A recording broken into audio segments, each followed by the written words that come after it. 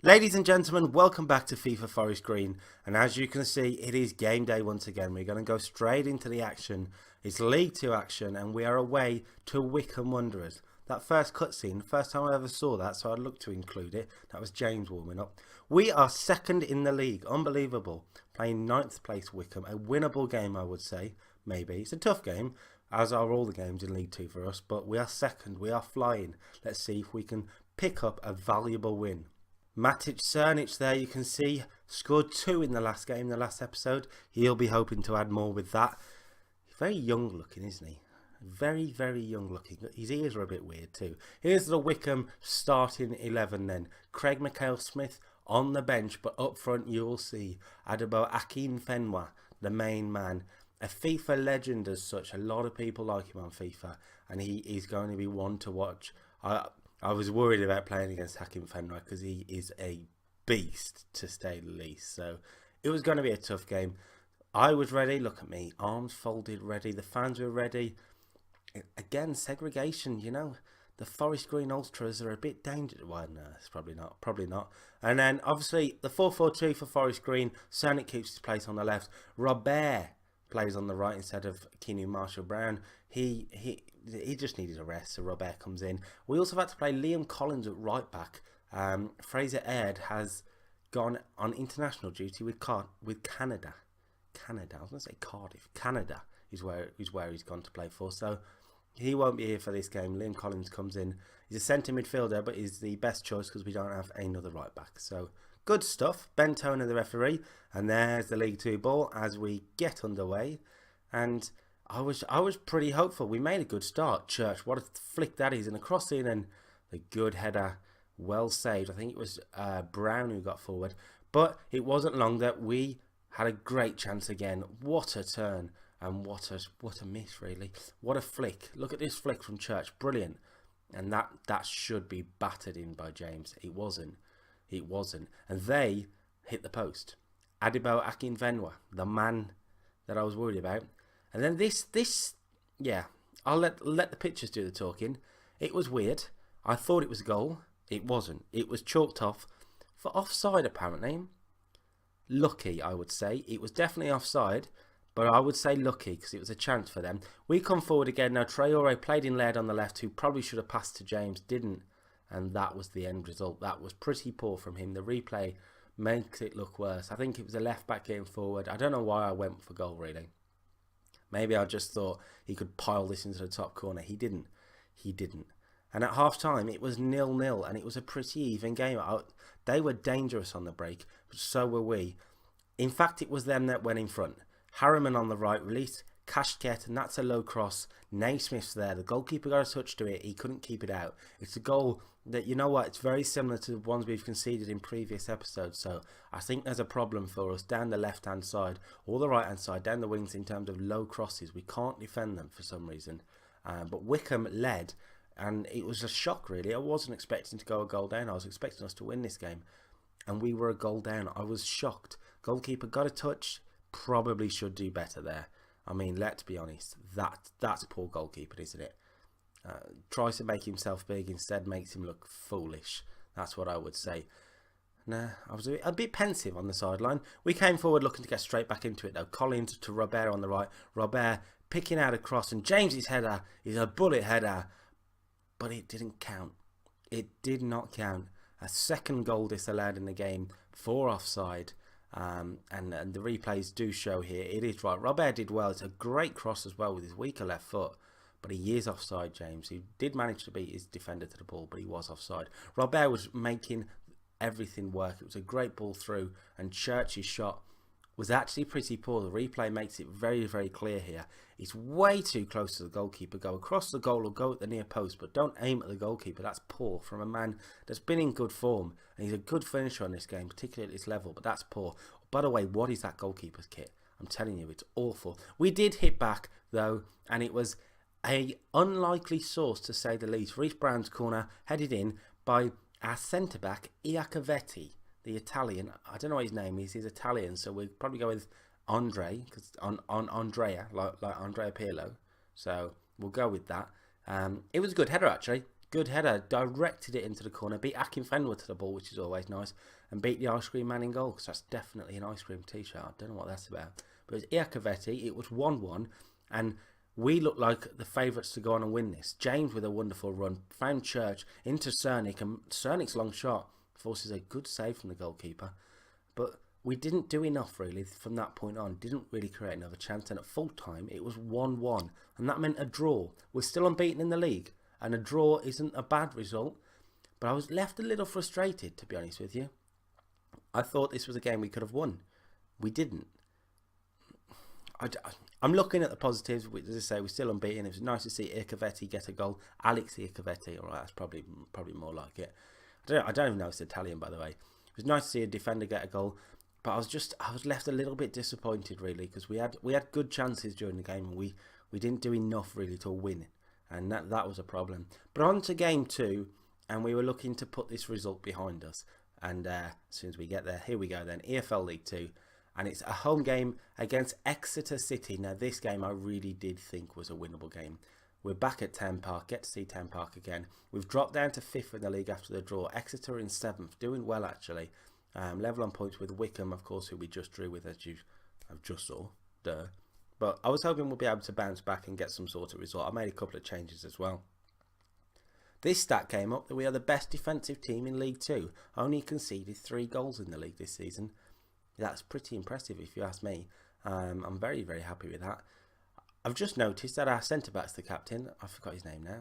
Bennett, I think, which is quite cool. I haven't really looked at captaincy, to be honest with you, but I like a centre-back in captain. And this is the team. It was Bennett, he nailed it. This is the team that plays today then. Fraser Erd is back at right back, which is good. And I've also brought Marsh Brown in as well. So the right side is a lot stronger. Everybody else keeps their place. This is, for me, the strongest side we have got. I also brought in Russell in goal, actually. Made the change. He's a better goalkeeper, and he was sitting on the bench. I just hadn't noticed. So he comes in, and it was the green and black stripes against the red and white stripes of Exeter City. Sort of stripes. Different sort of design as such. Exeter City, then, this is a team that got Archibald Henville, a former Tottenham youth player at centre-back. Dean Moxey used to play for Wolves. Lee Holmes on the left used to play for Oldham, I believe. And Ruben Reid is the man to watch up front. He was going to be a difficult man to stop. And spoiler, he proved to be that, because this was one hell of a game, I must say. We were ready to go. Reece Brown there looking ready to go. And we needed a win at this one. I've got to be honest. I wanted a win. Ollie Yates, the referee, having a sort of Jedward hairstyle going on there. Bit weird. And we finally got underway. There's a lot of pre-match stuff on this. Marsh Brown, though, this is a minute in. 1 minute and 7 seconds into the game, and James has scored. Luke James, boom, takes some of that. Forest Green Rovers 1, Exeter City 0. It was well worked. Marsh Brown with a nice pass, and James has got the run on him, and that's a super finish from a man who has proven he can do that. He's got a deadly right foot. Keep that out. No goalkeeper changes. No goalkeeper saves that, and it's a fabulous start. Very happy with that. After just a minute, we're 1-0 up. And things were looking comfortable. I've got to be honest, comfortable. Marsh Brown was ahead again on the right. Swung in across, and Church's header. Fabulous save. Really, really good save, I've got to say, from the goalkeeper. They weren't out of it, though. Lee Holmes with a good run on the left. And the ball through is just out of the reach of the centre-back. Just there. But it was the goalkeeper who made an impressive save to keep out the striker. I can't remember his name now. Just here, look. Goes through the goalkeeper's legs. It's a lucky save, I would probably say. But Russell, who I've just brought in, proving why he's there, I would say. Very good save. And 22 minutes on the clock, it was 2-0. A bullet header again. This time it's James, who has his second of the game. He's proven he's deadly in the air, and he does it once again. And out of 22 minutes, 2-0 up at home, things were looking comfortable. It's a good corner in. He's just beaten his man in the air. Didn't even jump with him. James says, thank you very much. Boom. Goalkeeper sort of looks like he's seen a ghost. I don't know what that's about. And a salute to the fans. 2-0 up. Things were looking comfortable, and you could only see one winner at this point. But Exeter were a danger. That's a fabulous save by Russell, I must say. After Taylor worked it in, they continued to come forward, and the game changed on the stroke of half-time. A foul by the captain, and it's a penalty. It's a yellow card for Dale Bennett, the captain. Lucky really not to be sent off. It was a bad tackle in the penalty area. No complaints from me. It's just mistimed really. He's lucky it's not more, because he could have gone on to score there. So it's a yellow card, and it's a chance for them to get back into the game. Ruben Reid is the man to step up. Ruben Reid, ironically, in this time, has joined Forest Green in real life. Irony right there. But he stepped up against us in the game, and that's the worst piece of goalkeeping from a penalty that you are ever likely to see. This is where the game really annoys you, because he's gone the right way. He's gone the right direction. He's gone the right height, but the ball just sort of goes through him. Look at this. I have no words. I have no words. Let's slow it down. Oh, it's just poor. It's just poor. You should keep it out. It's 2-1. Exeter were back in the game, and this is where the game went from comfortable to absolute madness. Exeter came forward in the second half. It was a great win though by Laird. And Traore's one pass did the defence. Exeter defence was poor. Simon Church runs all the way through, says thank you very much, 3-1. And at this point, I was sitting here going, oh, that's a relief. That's got to be game over now, surely. Simon Church, very happy, staring down the camera. It was just one ball. It's just really, really high Exeter defence. Stupid, really. Takes lots of touches to be sure, and batters it past the goalkeeper. Didn't really stand much of a chance, did he, poor goalkeeper. It was 3-1, and yeah, as I say, I was starting to feel like, alright, fine, they've had their little moment, we've gone to win the game now comfortably. But that's not what happened. Brunt got in on the right, swung in across, and there's Ruben Reid, 3-2. Ruben Reid has 2 at this point. I told you he was going to be a danger, and it's proved out to be just that. It's 3-2. It's half an hour to go. It's nervy. I've got to be honest, it's nervy. It was good play though from the right by Brunt, and it's a smart finish. Ruben Reid beat Bennett, he's been doing it all game. It's seemingly can't handle Ruben Reid, and it's 3-2. But surely it's not going to happen. We're not going to bottle this, to use a Dr. Benji word. We're not going to bottle this. Well, we are. Ruben Reid on the left pulls it back for Taylor, and it goes one more to Lee Holmes. Boom. What a strike that is. 3-3. Probably deserved on the second half showing. Exeter were really impressive in the second half. Played very well. Dominated the game, I would say, since the third goal went in. So you can't really begrudge them the equaliser, and especially when it's an equaliser of such quality as this. First time strike. 18 yards out, edge of the box. Boom.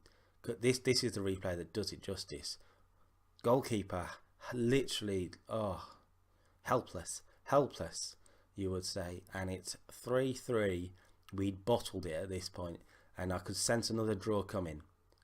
That is not what happened though. Simon Church got away, got the shot away, and what a strike that is from Simon Church. He's grabbed his second. The frozen celebration comes out. There's the 2 strikers who have got 2 each there, getting the goals. It's 4-3 with 6.5 minutes to go. Smart turn by Church, I must say. And the strike at the near post is perfect. Inch perfect. Look at this. Inch perfect. Fabulous goal. 4-3. And at this point, anything could happen. And to be honest with you, that's what it did. With just over 2 minutes to go, Lee Noble got away on the right, swung in across, and Simon Church says, hat-trick hero, thank you very much, to seal the 3 points, and sort of scares the team into a celebration. It was a weird one. And look at the fans, so happy, as was I. We'd battled, we'd bottled, and now we'd won. It was a fabulous result in the end. A good header as well. Boom. I like the audio, don't I? The boom, the bang, everything. And yeah, sort of puts a spell on them for the celebration. And there was the full-time whistle then, and it's a win. It's another win. It's another unbeaten game in the league. Everything is going pretty well. Simon Church says, thank you very much for the match ball. I don't want to shake all your hands. Just give me the ball. See you later, guys. Shot the 4-3 goals. Can't complain with that, can you? Brilliant stuff from Simon Church. And anything could happen out of this season. Things are going well. Things could go wrong, but things are going well so far. And will that continue? You would have to say you don't know. Forest Green 5, Exeter 3 then after the draw in the earlier episode. We're still unbeaten in the league. Anything can happen. Find out what will happen on the next episode. Until then, from me to you, goodbye.